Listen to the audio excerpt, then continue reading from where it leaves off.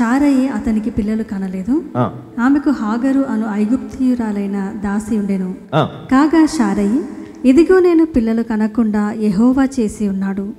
నీవు దయచేసి నా దాసితో పొమ్ము, ఒకవేళ ఆమె వలన నాకు సంతానము కలుగవచ్చునని అబ్రాముతో చెప్పెను.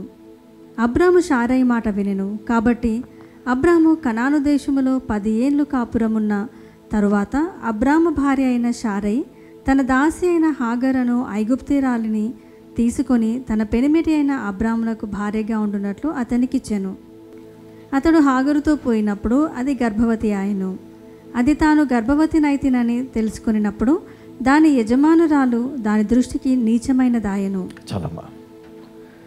సారయి మరి అబ్రహాం భార్య, మరి పిల్లలు పుట్టట్లేదని చాలా వేదన పడింది. వాగ్దానం ఉంది. ఏం వాగ్దానం ఉంది?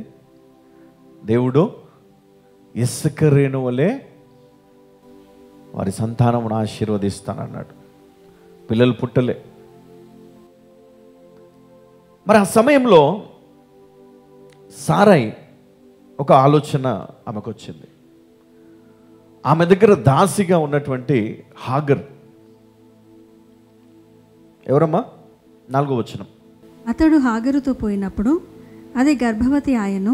అది తాను గర్భవతినైతినని తెలుసుకున్నప్పుడు దాని యజమానురాలు దాని దృష్టికి నీచమైనదాయను. చూడండి, ఇక్కడ ఈ దాసురాలైనటువంటి హాగరు, ఈమె ఎలాంటి పరిస్థితిలో ఉంది అంటే యజమానురాలు చెప్పిన దానికి లోబడాలి. యజమాని, ఈమె దాసి, వాళ్ళు ఏం చెప్తే చేయాల్సిందే.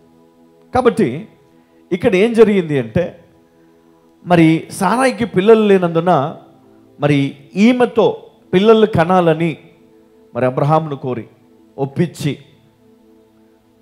మరి ఆ విధంగా భార్యగా మరి అంగీకరించిన తర్వాత మరి గర్భవతి అయి ఆమెకి ఏమొచ్చింది అంటే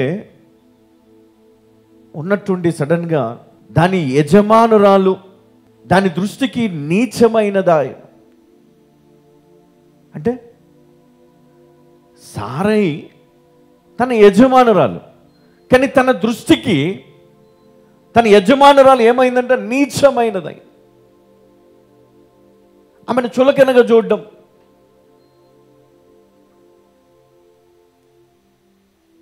అంటే ఒకలాంటి చిన్న చూపుతో చూడడం, అది సారాయికి అర్థమైపోయింది. అప్పుడు సారాయి 5వ వచనం.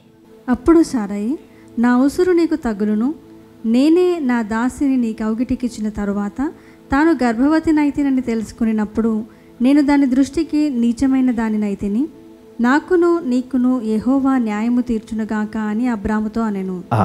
ఈ మాట అన్నదండి. ఇప్పుడు ఇక్కడ చూస్తే ఆమె పరిస్థితి, హగరు దాసి, ఆమె పొజిషన్ని దేవుడు ఎట్లా మార్చాడండి? యజమానురాలి స్థాయికి తీసుకెళ్ళిపోయాడు. అంటే ఏ ఉద్దేశంతో సారయి ఆమెనిచ్చి మరి వివాహం చేసిందో, మరి ఆ ఉద్దేశము ఇక్కడ మరి ఎప్పుడైతే గర్భవతి అయిందో మరి ఈమెకేమొచ్చింది? ఒకలాంటి గర్వం అనేది వచ్చింది. దేవుడు నన్ను ఆశీర్వదించాడు. అప్పుడు యజమానురాలు చీప్గా చూడడం మొదలుపెట్టారు. అది సారాయికి తట్టుకోలేకపోయి ఆమె 9వ వచనంలో ఒకసారి చదవమ్మా. ఇప్పుడు యెహోవా దూత నీ యజమానురాలి యొద్దకు తిరిగి వెళ్ళి ఆమె చేతి క్రింద అణిగియుండుమని దానితో చెప్పెను. చూడండి, ఇక్కడ ఏం జరిగిందంటే ఈ హాగరు అక్కడి నుంచి పారిపోవడం జరిగింది. ఎందుకు అంటే సారయి ఆమెను వేధించడం మొదలుపెట్టింది. ఏం చేసింది? టార్చర్ చేయడం మొదలుపెట్టింది. ఒకసారి చదవమ్మా 3వ వచనం. కాబట్టి అబ్రాము కనాను దేశములో 10 ఏండ్లు కాపురమున్న తరువాత అబ్రాము భార్య అయిన షారయి తన దాసి అయిన హాగరును ఐగుప్తీయురాలిని తీసుకొని తన పెనిమిటి అయిన అబ్రామునకు భార్యగా ఉండునట్లు అతనికిచ్చెను. అతడు హాగరుతో పోయినప్పుడు అది గర్భవతి ఆయను. అది తాను గర్భవతినైతినని తెలుసుకున్నప్పుడు దాని యజమానురాలు దాని దృష్టికి నీచమైనదాయను. అప్పుడు షారయి, నా ఉసురు నీకు తగ్గులును, నేనే నా దాసిని నీ కౌగిటికిచ్చిన తరువాత తాను గర్భవతినైతినని తెలుసుకునేటప్పుడు నేను దాని దృష్టికి నీచమైన దానినైతిని. నాకును నీకును యెహోవా న్యాయము తీర్చునుగాక అని అబ్రాముతో అనెను. అందుకు అబ్రాము, ఇదిగో నీ దాసి నీ చేతిలో ఉన్నది, నీ మనస్సు వచ్చినట్లు దాని చేయుమని షారయితో చెప్పెను. షారయి దాని శ్రమ పెట్టినందున ఆమె యుద్ధ నుండి అది పారిపోగా. ఇక్కడ దాకా మనం చూస్తే ఇక్కడ ఏం జరిగిందంటే, సారయి హాగరును శ్రమ పెట్టడం మొదలుపెట్టాడు. ఏం చేసాను? టార్చర్ పెట్టేసి. ఎందుకంటే నువ్వు నన్ను నీచంగా చూస్తావా? నీ కళ్ళకి నేను నీచంగా ఉన్నానా? నేనే కదా నిన్ను తీసుకొచ్చి ఇక్కడ కూర్చోబెట్టినా, నేనే కదా నిన్ను ఈ స్థాయిలో పెట్టినా. ఈరోజు దేవుడిని ఆశీర్వదించగానే నువ్వు నన్ను ఈ విధంగా చూస్తావా అని చెప్పి ఆమెను టార్చర్ చేయడం మొదలుపెట్టినప్పుడు ఆమె ఆ టార్చర్ తట్టుకోలేక అక్కడి నుంచి పరుగు పారిపోయింది. ఎక్కడికి వెళ్ళిపోయింది అంటే అరణ్యములోనికి వెళ్ళిపోయింది. ఒక అడవి ప్రాంతంలో అక్కడ ఆమె కూర్చొని ఏడుస్తూ ఉంది. ఎటెళ్ళాలో తెలియదు, ఏం చేయాలో తెలియదు. ఆ పరిస్థితిలో యెహోవా దూత అరణ్యములో నీటి బుగ్గ యొద్ద, అనగా హాగరు మార్గములో బుగ్గ యొద్ద ఆమెను కనుగొని. 8వ వచనం. షారయి దాసివైన హాగరు, ఎక్కడి నుండి వచ్చితివి, ఎక్కడికి వెళ్ళుచున్నావని అడిగినందుకు అది నా యజమానురాలైన షారయి యొద్ద నుండి పారిపోవచ్చున్నానెను. అప్పుడు యెహోవా దూత నీ యజమానురాలి యొద్దకు తిరిగి వెళ్ళి ఆమె చేతి క్రింద అణిగి ఉండుమని దానితో చెప్పను. హల్లెలూయా. చూడండి, ఇక్కడ ఈమె శ్రమను తట్టుకోలేక, ఈ బాధను భరించలేక అక్కడి నుంచి పారిపోయినప్పుడు దేవుని దూత ఆమెను కలుసుకొని ఆ దూత ఏం చెప్పాడు? నువ్వు తిరిగి వెళ్ళు. ఎక్కడికి వెళ్ళాలి? నీ యజమానురాలి దగ్గరికి వెళ్ళు, ఆమె చేతి కింద నువ్వు మళ్ళీ తిరిగి ఉండాలని చెప్పాడు. అంటే దాసిగా ఉండాలా, తిరిగి వెళ్ళు అక్కడికని. ఇదేంటి? దేవుని దూత తిరిగి వెనకకి వెళ్ళమంటుంది. కొన్నిసార్లు మనము మన సమస్యల నుండి దూరంగా పారిపోతాం, చాలా దూరం వెళ్ళిపోతాం. మనం వెనక్కి తిరిగి వచ్చే భయం, వెనకకి తిరిగి చూడాలంటే, వెనకకి వెళ్ళాలంటే భయం. ఎందుకంటే సమస్యలు, ఆ బాధలు, ఆ ఇబ్బందులు నా వల్ల కాదు, నేను వెనక్కి వెళ్ళలేను. 9వ వచనం. అప్పుడు యెహోవా దూత నీ యజమానురాలు దగ్గరికి తిరిగి వెళ్ళి ఆమె చేతి క్రింద అణిగి ఉండుమని దానితో చెప్పెను.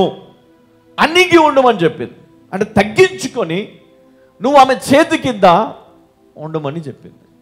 అంటే అధికారమునకు లోబడే జ్ఞానముని కావాలా, అందుకే నువ్వు తిరిగి వెళ్ళు.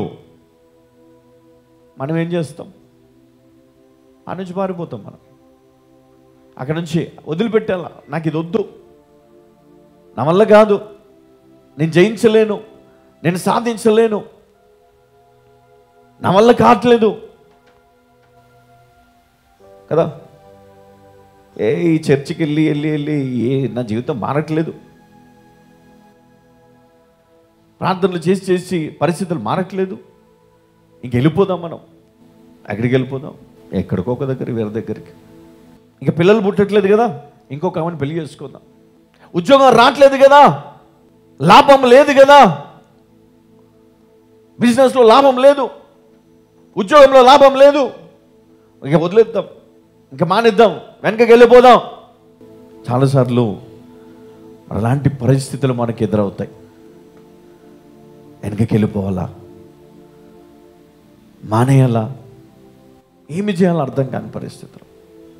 అప్పుడు ఆమె ఎట్లాంటి పొజిషన్లో ఉందంటే, అరే అబ్రహాము నా పెనిమిటి, ఆయన ద్వారా ఈరోజు నేను గర్భవతిని అయినాను, కానీ నా యజమానురాలు నన్ను ఓర్వలేక, మరి ఈమెకు వచ్చింది ఏంటప్పుడు కదా, ఈమెకు కూడా ప్రైడ్ వచ్చేసింది, తన యజమానురాలను నీచంగా చూడడం మొదలుపెట్టింది. అంటే దేవుడు ఆమెను అక్కడ పెట్టడంలో ఒక పర్పస్ ఉంది, దేవుడు ఆమెను తీసుకొని వెళ్ళడంలో ఒక ఉద్దేశం ఉంది. మరి ఆమె చేయవలసింది ఏంటంటే కొంతకాలం ఓర్చుకోవాలా, కానీ ఆమె ఓర్చుకోలేక పారిపోయింది. అది గుర్తు చేయడానికి దేవుని దూత ఆమెకు కనపడి ఆమెకు చెప్పినటువంటి మాట ఇది. ఏమన్నాడు? ఆమె చేతి కింద అణిగి ఉండమని దానితో చెప్పెను.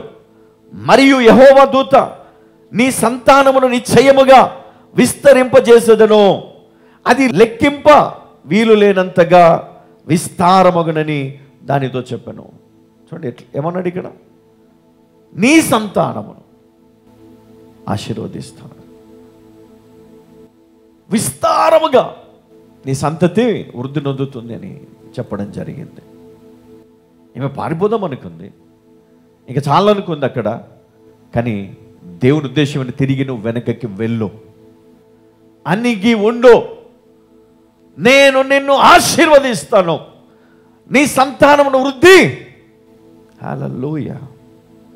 చూడండి, ఈ దేవుడు, ఈయన ఆలోచనలు, ఈయన ఉద్దేశం ఎవరికి అర్థం కాదు. మనకు కొన్నిసార్లు పిచ్చెక్కిపోతుంది. ఏంది ఇక్కడే ఉండమంటాడు, ఈ కేజీసీని పట్టుకొని ఉండమంటాడు, ఇక్కడ ఏమొచ్చింది నాకు, ఈ పవన్ పాస్టర్ని పట్టుకొని ఉండమంటాడు, ఏమొచ్చింది నాకు ఇక్కడ కదా, నా పరిస్థితే బాగాలే. కొన్నిసార్లు మానేస్తావు, కొన్నిసార్లు రావు. ఎందుకంటే నీ మనసు నిన్ను అణిచివేస్తుంది, అణిచివేసి నిన్ను రాకుండా చేస్తుంది. కానీ మనం గ్రహించాలా, ఆలోచించాలి. చాలామంది శరీరంతో ఆలోచిస్తారు, కానీ దేవుడు అంటాడు ఆత్మ ద్వారా గ్రహించు. దేవుడు చెప్తే వెళ్ళిపోవాలి, దేవుడు చెప్తే మానేయాలి. దేవుడు వద్దు అంటే అక్కడ నువ్వు ఆగిపోవాలి. దేవుడు తిరిగి వెళ్ళమంటున్నాడు కదా, నువ్వేం చేయాలి? తిరిగి వెళ్ళు. దేవుని మాటకు లోబడే వ్యక్తిగా ఉండను, దేవునికి లోబడే వ్యక్తిగా నువ్వు ఉండాలి, దేవుని మాటకు లోబడే వ్యక్తిగా నువ్వు ఉండాలి. అంతేగాని దేవుని మాటకు నువ్వు భయపడి పారిపోతే ఎట్లా? ఇంకా నీ జీవితం మారేది ఎట్లా? నీ కుటుంబం ఆశీర్వదించబడేది ఎట్లా?